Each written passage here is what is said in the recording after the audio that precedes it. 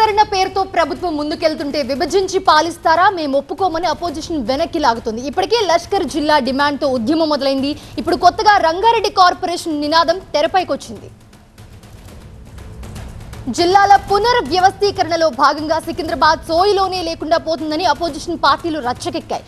సికింద్రాబాద్ అస్తిత్వం ఆత్మగౌరవ పరిరక్షణ కోసం లష్కర్ జేఏపీ ఆధ్వర్యంలో భారీ ర్యాలీ జరిగింది. ప్రభుత్వం సికింద్రాబాద్ ను మల్కాజ్గిరి కమిషనరేట్ లో కలపడంపై తీవ్ర వ్యతిరేకత అయితే వ్యక్తమవుతోంది.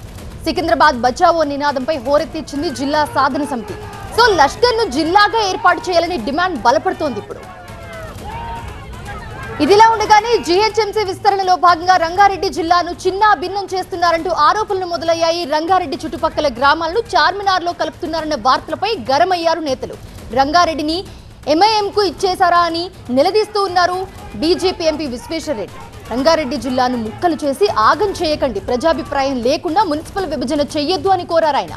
పాత బస్తీలు వాటర్ బిల్లులు కరెంటు బిల్లులు కట్టారని, అయితే అలాంటి వాళ్లతో తమ జిల్లా ప్రజల్ని కలుపుతారా అంటూ తీవ్ర విమర్శలు చేశారు ఎంపీ కొండ. రంగారెడ్డి జిల్లాలో ఏదైతే మున్సిపాలిటీస్ లేకుంటే గ్రామాలు లేకుంటే కార్పొరేషన్ ఉన్నాయో అవి ఇంట్లో కలిపితే మా జీవితాలు నాశనం అయిపోతుంది. ఇక్కడ అభివృద్ధి కాదు. కానీ ధనమంతా ఎక్కడ పోతుంది? టీఆర్ఎస్ ప్రభుత్వం ఉన్నప్పుడు ఆ గజ్వేల్ సిరిసిల్లా పోతుండే. ఇప్పుడు కాంగ్రెస్ ప్రభుత్వం వచ్చినాక మొత్తం తీసుకొని మన ఓఏసీ చేతిలో పెడతారు. నిర్ణయాలు ఎక్కడైతున్నాయి? ఓఏసీ హిల్స్లో అవుతుందా, సెక్రటరీ అవుతుందా, లేకుంటే ప్రజా అభిప్రాయం తీసుకొని అవుతుందా? పన్నులు కట్టేటోళ్ళను పన్నులు కట్టనోళ్ళతోటి కలపకండి.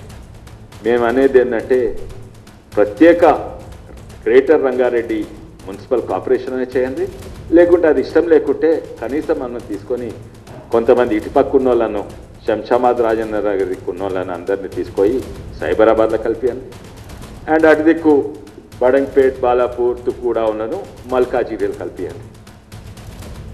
రైట్, ఇదే అంశానికి సంబంధించి మరిన్ని అప్డేట్స్ అందించడానికి మా ప్రతినిధి విద్యాసాగర్ అందుబాటులో ఉన్నారు. విద్యాసాగర్, నిన్నటి దాకా లష్కర్ బచావో అన్నారు, ఇప్పుడు ప్రస్తుతం చూస్తుంటే రంగారెడ్డిని రక్షించుకుందామని చెప్పి కొత్త నినాదం మొదలైంది మళ్ళీ.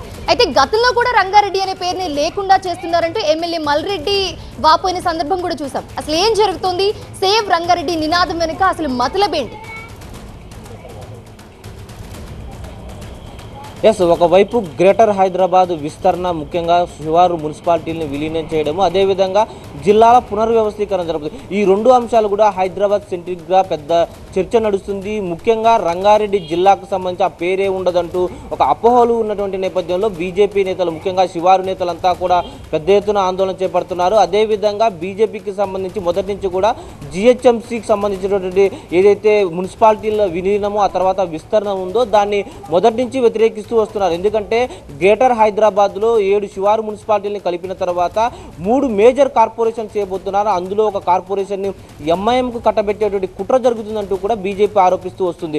ఇక సికింద్రాబాద్కు సంబంధించి నిన్న మొన్నటి దాకా కూడా ఈ లష్కర్ జిల్లా ఏర్పాటు చేయాలి, సికింద్రాబాద్ అనే పేరు ఉనికిలో లేకుండా చేస్తారన్న దాని మీద ఇటు ప్రతిపక్షాలు బీఆర్ఎస్ కావచ్చు, కొంతమంది బీజేపీ నేతలు కూడా పెద్ద ఎత్తున ఆందోళన చేస్తున్న నేపథ్యంలో ఈరోజు కొత్తగా ఏదైతే చేవెళ్ల ఎంపీ కొండా విశ్వేశ్వరరెడ్డి మమ్మల్ని తీసుకెళ్లి హైదరాబాద్ ఏదైతే మజ్లిస్ ప్రాబల్యం ఉన్నటువంటి కార్పొరేషన్లో కలపవద్దు, మమ్మల్ని అందరినీ కూడా separate greater Rangareddy municipal corporation చేయాలంటూ కూడా కొత్త డిమాండ్ని తెర మీదకి తీసుకొచ్చిన పరిస్థితి కనిపిస్తుంది. ముఖ్యంగా ఏదైతే ఆదిబట్ల కావచ్చు, తుక్కుగూడ, శంషాబాద్, రాజేంద్ర నగర్ లాంటి మేజర్ మున్సిపాలిటీని ఇటీవల జిహెచ్ఎంసీలో విలీనం చేసిన తర్వాత ఇక్కడి నుంచి అధిక రెవెన్యూలు వస్తూ ఉంది ప్రభుత్వానికి. ముఖ్యంగా ట్యాక్సులు ఎక్కువ కడుతుంటాము, కానీ మమ్మల్ని తీసుకెళ్లి ఎవరైతే ట్యాక్సులు కట్టారో ఏదైతే పాత బస్తీకి సంబంధించినటువంటి హైదరాబాద్ కార్పొరేషన్లో మమ్మల్ని కలిపేటువంటి కుట్ర చేస్తున్నారు. దీన్ని మేము పూర్తిగా వ్యతిరేకిస్తున్నాము. ప్రజాభిప్రాయ సేకరణ, ప్రజల అభిష్టం లేకుండానే ప్రభుత్వం నిర్ణయం తీసుకొని ముందుకెళ్తామంటే కుదరదు. డెఫినెట్గా ఆయా ప్రాంతాల ప్రజల అభిష్టం తెలుసుకోవాలి. అక్కడ ఉన్నటువంటి ప్రజల పక్షాన నేను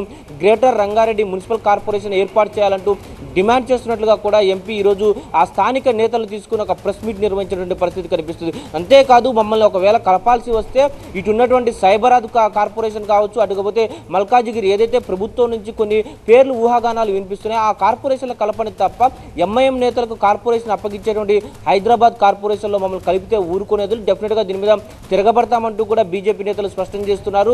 ఇటు సికింద్రాబాద్ జిల్లాకు సంబంధించి కావచ్చు, లష్కరే గ్రేటర్ కార్పొరేషన్ కావచ్చు, మరికొంతమంది మల్కాజ్గిరి కార్పొరేషన్ ఏర్పాటు చేయాలని, ఇప్పుడు కొత్తగా గ్రేటర్ రంగారెడ్డి కార్పొరేషన్ ఏర్పాటు చేయాలన్నటువంటి ప్రతిపాదనలతోటి అసలు ప్రభుత్వం ఏం చేయబోతుంది, గ్రేటర్ హైదరాబాద్ మహావిస్తరణ తర్వాత 3 కార్పొరేషన్లు చేస్తే ఇక్కడ డివిజన్ల మీద ముఖ్యంగా ఏదైతే వార్డుల విభజనకు సంబంధించిన ప్రక్రియ ఉంటే ఒక వార్డులో 15,000 ఓట్లు ఉంటే మరొక వార్డులో 40,000 60,000 ఓట్లు ఉన్నాయి.